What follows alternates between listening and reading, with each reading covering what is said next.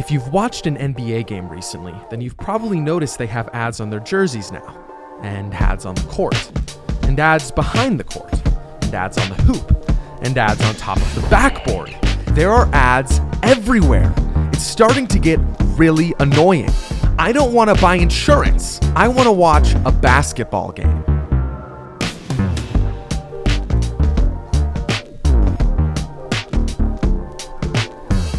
The NBA has a problem, and the problem is they can't stop putting ads all over literally everything. I mean, it's starting to get nonsensical. This camera shot is probably used like twice a game. Is anyone really gonna see that and go out and buy a new set of tires? Today we are going to explore the man behind the NBA's advertiser sellout and its consequences for the league as a whole. It all started 2014 when Adam Silver became commissioner of the NBA. Silver was a lawyer who worked for the NBA since 1992, slowly working his way to the top. When Silver became commissioner, he utilized a bold new leadership strategy called shameless greed. The strategy works like this. Anything that could make money, but was too shameful to attempt by previous NBA leaders, would be put into action.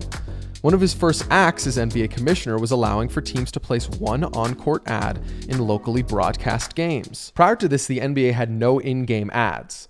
Well, almost no in-game ads. There was one thing that most people don't consider an ad, but I do. In 1958, Bob Cousy signed a contract with the shoe company PF Flyers. Bob Cousy would wear their logo-adorned shoes during games in exchange for a little bit of money. In the 1950s, American fashion was much different than it is today. More emphasis was placed on design and silhouette of clothing rather than just slapping a logo on a t-shirt and calling it a day. So most basketball shoes up until this point had no logo on them. However, this sponsorship was very successful for PF Flyers, and other companies began to sign shoe contracts with NBA stars. Over time, shoe logos became larger and more iconic, culminating with Nike's iconic swish-adorned kicks becoming the standard for basketball shoes. So up until 2014, this was the only on-court advertising that you would be subjected to. Team jerseys didn't even have the jersey manufacturer's logo on them at this point. When Silver came into the office as commissioner, the NBA was on a good path. The NBA was firmly cemented as the second most popular sports league in America. They had major worldwide stars like LeBron and Kobe and were generating a whopping $4.8 billion a year. But Silver had stars in his eyes, and he wanted to push the NBA from the already giant moneymaker that it was to a certified money printer. In 2014, when Silver allowed for on-court advertising, it was seen as neutral or even positive by the public due to a brilliant piece of manipulation by the NBA media machine. Before the NBA announced on-court advertising,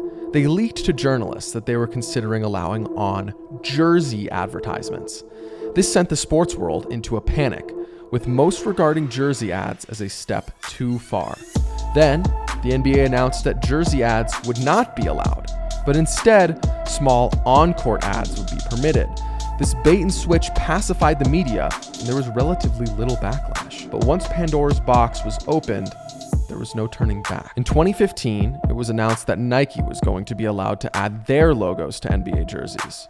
Then, in 2017, all hell broke loose. And a new look is coming for the NBA. Beginning next year, it will become the first of the four major professional sports leagues to start selling advertising space on players' jerseys. Spectators got a sneak peek at what the sponsorships will look like when Kia bought ad space on this year's All-Star Game jerseys. The day that many feared was finally upon us. NBA jerseys were going to have on-jersey advertisements, and people were pissed. I mean, look at how ridiculous this Loves ad looks on these Thunder jerseys. It's a truck stop gas station logo on the jersey of one of the richest and most prestigious sports leagues in the world. I mean, all right, Oklahoma City is basically just one giant truck stop, but still, this is the NBA we're talking about here. Yet despite their jarring appearance, the barrage of ads continued. In 2019, the arena name was quietly allowed on the court, effectively placing two giant ads on the court. The NBA played the 2020 playoffs in a bubble with no fans due to COVID-19.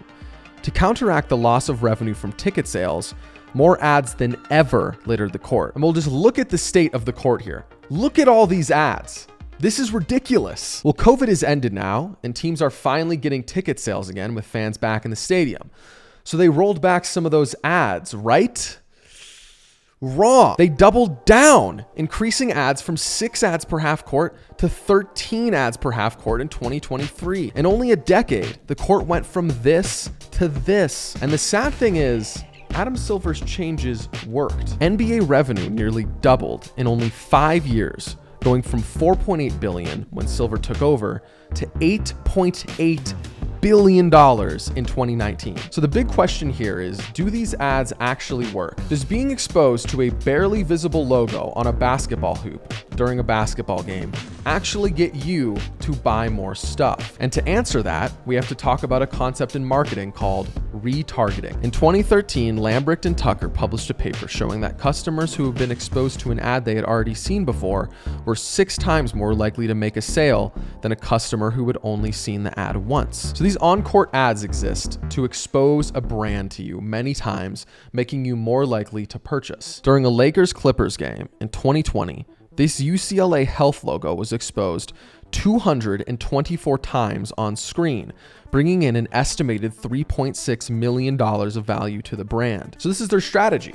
You'll see an on-court ad like 200 times during the game, and then during a commercial break, they'll hit you with another ad to seal the deal. Companies spend millions of dollars and hire giant teams of people to get money from your pocket into theirs. This is a money extraction scheme, and it works. People always think, oh, these ads will never work on me. That's just simply wrong. These ads will work on you. There are boardrooms filled with people smarter than you trying to brainwash you. Companies are spending billions of dollars trying to manipulate you and take your money. The NBA isn't a basketball company. It is an ad sales company that plays basketball on the side. But is this really such a bad thing? Is advertising bad? I mean, players are getting paid more than ever. Your favorite YouTuber probably has ads in their videos. I mean, I'll be honest, if someone paid me enough, I'd put an ad in this video. Advertising allows for so much more entertainment in the world. The entirety of YouTube and Google itself is free because of ads. But unfortunately, I think this is a bad thing. YouTube is not free. You pay for YouTube when you place a HelloFresh order or buy a VPN service. When a McDonald's ad rolls before the video and you get hungry, that's when you pay for this free content. But even worse than that, all this advertising is designed to make us feel like we need to consume to be happy. You wake up, check YouTube, see an ad, get in your car, drive to work, see billboards, a bus drives by, ad. You get to work and look something up on Google, ad. Check Instagram, ad. Go out to lunch, the windows of the restaurant are covered in ads.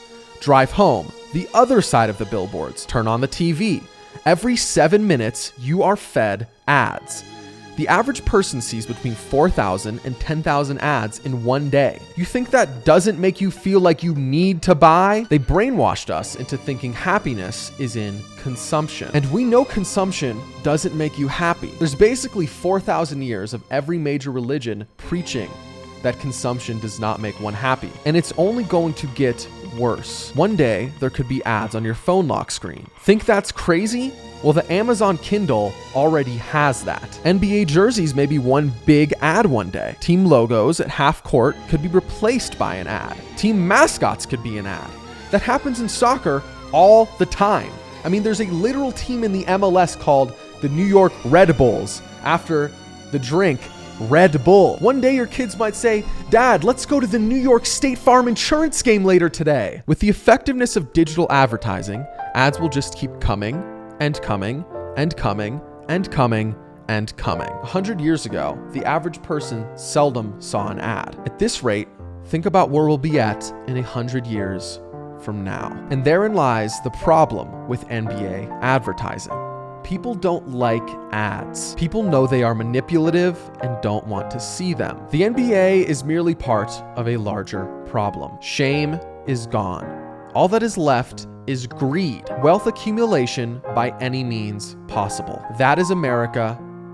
That is the NBA.